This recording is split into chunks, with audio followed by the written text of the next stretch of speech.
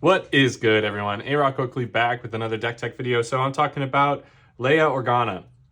So she was talked about in set one as, kind of just a different take on Sabine.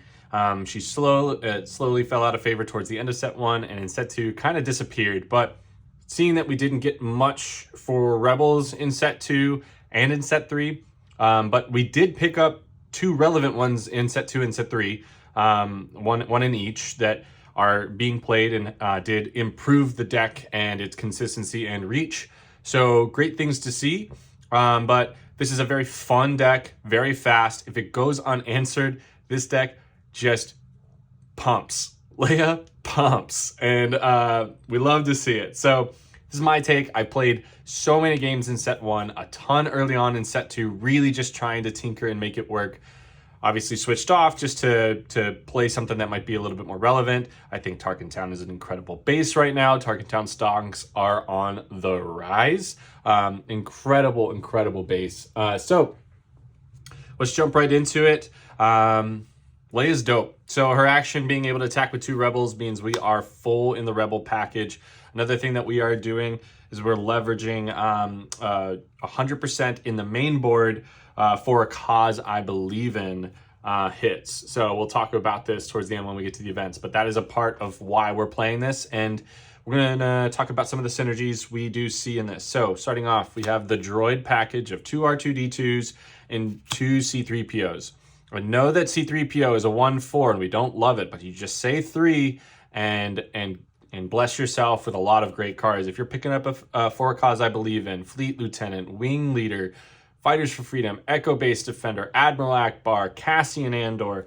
There are so many great 3s that we can hit in this deck, and we just kind of want to see them. So I think that really kind of, builds on it, So you're fine doing this. It gives you card advantage. If it draws you an additional 4 cause I believe in, that's where this deck really wins, or a Fleet Lieutenant. Those are the 2 cards that you really want to see off of C-3PO, and if you hit them, it's great. Even if you don't, you're drawing cards to dig deeper for those cards. So package is great. R2 is amazing. We love to see it. If these get Metal Ceremonied or even a Wing Leader, they start to pump and really do some great damage. So great targets for that. Big booties. We love big booties.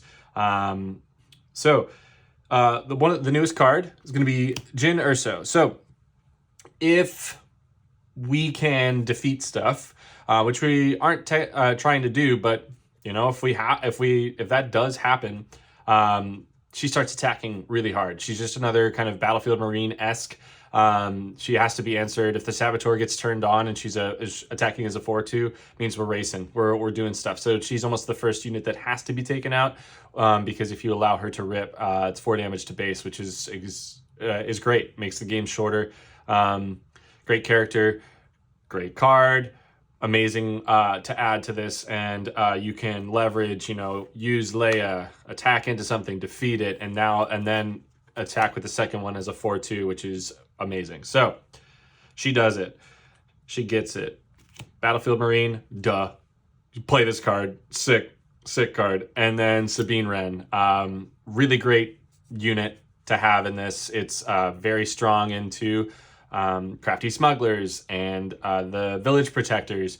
Kind of acts as pseudo saboteur. So again, a card we need to have. If it gets turned on where it can't be attacked, it can do a lot of work because you're just going to be continuing to hit for 3, which does happen. So great card. Sabine Wren is dope. On to the 3s. I like Admiral Akbar. That's our boy. The fish gets it. Because we are going wide, this helps us push through some sentinels. This helps us pop some shields. This helps us trade up, which is a fantastic card to be hitting and to be seeing. So Akbar is dope. Cassian Andor, the other card that we talked about that was added from set 1, smuggling out. He's just a 3/5. Even if we just play him on turn 2 as a 3/5, it's great. He's hard to take down, unless you play takedown. But amazing card. Gives us reach and, almost often resourced unless you don't have that play and you're going to play a 3 and get him out there and running. 3 Echo Base Defender, because this is one of our best offensive threats, but also can save Leia from being attacked and can do a lot. So Echo Base Defender is fantastic. Playing 2 Fighters for Freedom, I think this card has gone from 2 or 3. It's one of the easier cards to cut because we are in a few other colors, but we do see the ping being relevant, and Saboteur is an insanely relevant tag. So or keyword. So we love to see it. And then probably one of the best cards in the deck is the Fleet Lieutenant. This card's insane. Use it on Leia. You're starting to do some insane damage, and just using it early. This is likely our best turn 2 play because it pushes us to be doing 3 to 5 damage on turn 2, and we're starting the clock as soon as possible, leaving having a 2 3/3s or whatever else is left, and we're pumping. So we like to see that. So Fleet Lieutenant is dope. Going up, this is going to be our highest cost cards in the main board. We have 2 General Dodonna, which will help in the aggressive mirrors and making us big. This is the first thing that has to go, and 4 K2SO. Why wouldn't you play K2? This card is sick. Can do a lot. Yeah, I don't need to say anything else. These cards are very strong and very good. So love to see them. And going into space, running 2 Alliance X-Wings, especially with Django running around, we just need answers in space. And being able to go into space, this is still fine. We want answers, and this is probably one of our best ones since it can survive a lot of their units. Even if it does die, it might take them with them, which is totally good. Green Squadron A-Wing, our aggressive space unit. This thing pumps. This thing gets a wing leader. It ends the game very, very fast. So we want to see it. And speaking of wing leader, great card. Try and save it for Leia if you can, but if it makes sense to push the envelope early, send it. That's what we want to be doing. The card I forgot to mention in the 3 cost, once we're naming C-3PO, red 3. If this card goes unanswered and you develop a board, the game is over. So they have to respect red 3. If they don't, you will trade up. You will just push too much damage and put them into that wonderful, wonderful, wonderful 4 damage range of 4 Orcas, I believe in, very quickly. And that's just all we need to find to get there. And to help us in slowing down in space and or to pick up to draw cards to dig deeper, Bright Hope. Card's great. We want to see it as much as possible in the space racy decks. This might give us a few turns and protect our red 3 to help us close out the game very quickly. Our events, 2 Medal Ceremony, 2 Rebel Assault, and 3 4 Cause I believe in. I could see going up in these categories, but because we have Leia, you don't necessarily want it to be this. It would likely be your Medal Ceremonies. These cards are also super good against Force Throw. So even if you don't think you're going to get great use out of them, but you don't just auto-resource them, if you're against a Force Throw deck, these are what you want to hold on to so you can kind of handle it.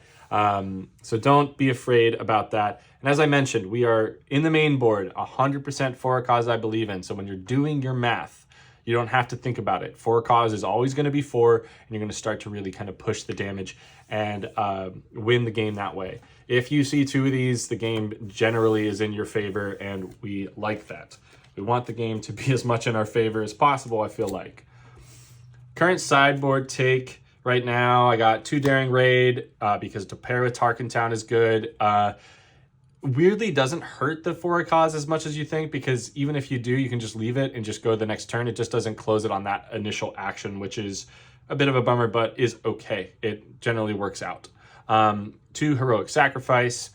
Love this card on K2. Was in the main board, but made space for Jin because I think having more units and having more turn 1 plays is just better. And 2 Spec Force Soldiers. When we're against heavy Sentinel decks, just bring these guys in. They're great. There's a lot of easy cuts in this deck whenever you're against matchups where you don't need it, like Bright Hope's an easy cut if you don't need the unit in space. To the X-Wings if you don't need it as well. Like you have great options to be able to side these out, which is always good. The other card that is not going to help our 4 cause I believe in is disabling Fang Fighter. This could come down since Darksaber is on the decline, but Jedi Lightsaber is on the incline. So I think having this in the side is just kind of necessary. And being able to be a body, I think is great. So not a rebel, but it's all good. And General Rican is a great one since we are playing good numbers of Bright Hope and Echo Base Defender. He's really strong, and he's a rebel, and he pumps. And, on the turn after you deploy Leia, you can play this guy down, protect Leia, and really keep pushing your damage if you need to. Just a good card in general. And 2 Ewings. If the games do go long, you're probably losing anyways, but this does give you that extra chance, and we have great cards that you can hit off of this between Admiral Akbar, a bunch of different costed units. So we're definitely going to be hitting 3 units at a time off of this, which is great. So yeah, can definitely, after a super laser blast, if the game is going that long, you slam this, you're building the board back up, forcing them to have another one, which is hopefully they don't. If they go into Snoke, hopefully you got big booties and we can take it out shortly after that. But if it's there, I mean, just shake their hand and move on at that point. So you're probably cooked. So Leia is just absolutely fun. I think, again, Tarkin Town is an amazing base to pair with her. She's attacking as a 4/6. She's sending another rebel unit. One of the most amazing plays you can have is playing her with Rebel Assault, and say you have 2 units. Let's go with a red 3 and an A-Wing. So one of the most amazing things you can do is Rebel Assault, attack with the A-Wing for the first attack of Rebel Assault. Then Rebel Assault targets Leia. She attacks. Green Squadron A-Wing. They attack. That's a lot of damage. Flex Seal ain't going to save you on that much damage. So this is probably one of the biggest power plays you can have, but honestly, she is, she's a unit that is basically an event every time you play her, which is awesome. So we like to leverage that part of Leia. Incredible deck, super fun, great aggro deck. I think it has, with Boba being suspended, I think it has a little bit more play. So you could give this a go, especially with Darksaber Sabine being on the decline because of Jango. This may not have the best Jango matchup either because it's just going to tap stuff down. But if they don't answer your ground, you can outrace a Jango very, very quickly. They have to have the pings or they just lose. So force them to have it and give it a go. Leia pumps. Let me know if there's any cards you guys think I missed down below. Let me know what things I can change. Reels are on the way. There should be some fun stuff coming. And yeah, stay awesome, everybody. May the Force be with you.